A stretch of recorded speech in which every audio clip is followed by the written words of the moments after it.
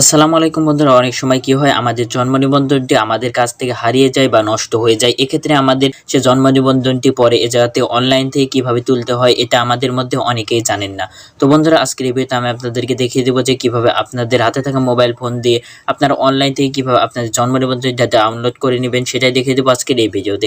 তো বন্ধুরা, আমাদের এই পুরো ভিডিওটি দেখেও যদি আপনারা বুঝতে না পারেন যে কিভাবে ডাউনলোড করতে হবে, তাহলে আমাদের ভিডিও ডেসক্রিপশন বক্সে আমাদের হোয়াটসঅ্যাপ নাম্বার দেওয়া থাকবে, আপনারা সেই নাম্বারে যোগাযোগ করতে পারেন। তাহলে আমি আপনাদের জন্ম নিবন্ধনটি অনলাইন থেকে খুব সহজেই ডাউনলোড করে দেব। তো বন্ধুরা, চলুন বেশি কথা না বাড়িয়ে ভিডিওর মূল কাজে চলে যাক, ভিডিওটি শুরু করা যাক।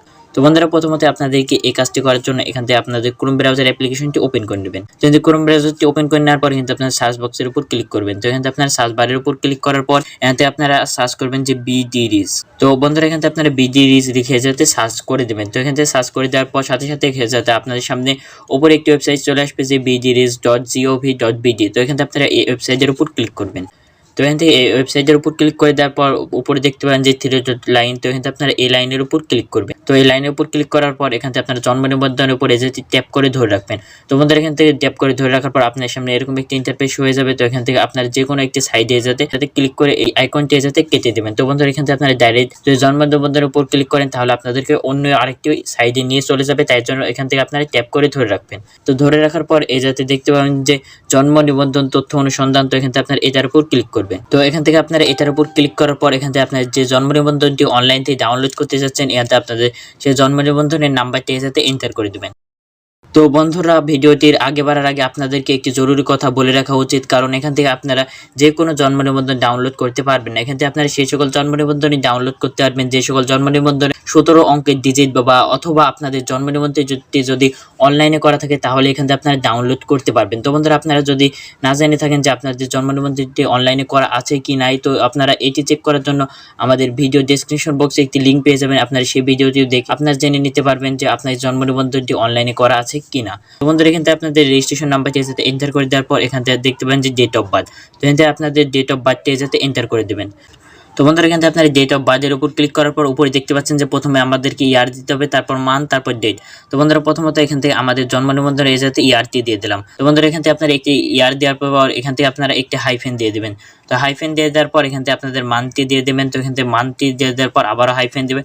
হাইফেন দেওয়ার পর এখান থেকে আপনাদের তারিখটি যাতে এন্টার করে দেবেন। তো এখান থেকে আপনারা এন্টার করে দেওয়ার পর নিচে দেখতে পাবেন যে একটি আমাদেরকে অঙ্ক দিয়েছে। তো এখান থেকে আপনাদেরকে এই অঙ্কটি যাতে ক্যালকুলেশন করে দ্য আনসার ইজ এই বক্সে আমাদেরকে এর আনসারটি বা উত্তরটি যাতে আমাদেরকে বসিয়ে দিতে হবে। তো এর উত্তরটি আমি এই যাতে বসিয়ে দিচ্ছি। তো বন্ধুরা, দেখতে পাচ্ছেন এখান থেকে আমি এর উত্তরটি দিয়ে দিচ্ছি। তো এই যাতে উত্তরটি দিয়ে দেওয়ার পর দেখতে পান যে সার্চ বক্স, সার্চের উপর ক্লিক করবেন।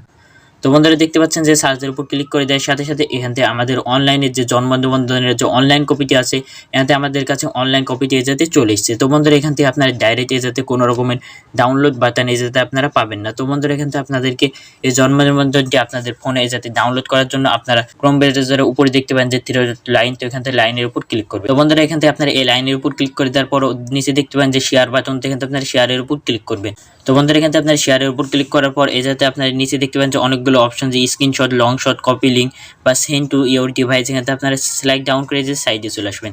তো এখানে আপনারা সাইডে চলে আসার পর এই যাতে একটি অপশন দেখতে পান যে প্রিন্টের নামের একটি অপশন। তো এখান থেকে আপনারা প্রিন্টের উপর ক্লিক করবেন। তো বন্ধুরা, দেখতে পাচ্ছেন যে এখান থেকে আমাদের প্রিন্টের উপর ক্লিক করে দেওয়ার সাথে সাথে এখান থেকে আমাদের যে জন্ম নিবন্ধনের যে অনলাইন কপিটি আছে এখান থেকে আমাদের সামনে অনলাইন কপিটি যাতে শো হয়ে গেছে। তো বন্ধুরা, এখান থেকে শো হয়ে যাওয়ার পর উপরে দেখতে পাবেন যে পিডিএফ ডাউনলোড নামের একটি আইকন। তো এখান থেকে আপনারা পিডিএফ ডাউনলোডের উপর ক্লিক করে দেবেন। তো বন্ধুরা, পিডিএফ ডাউনলোডের উপর ক্লিক করে দেওয়ার পর আপনার সামনে এরকম একটি ইন্টারফেস হয়ে যাবে। তো দেখতে পাচ্ছেন সেভ বাটন। তো এখানে আপনার সেভের উপর ক্লিক করবেন।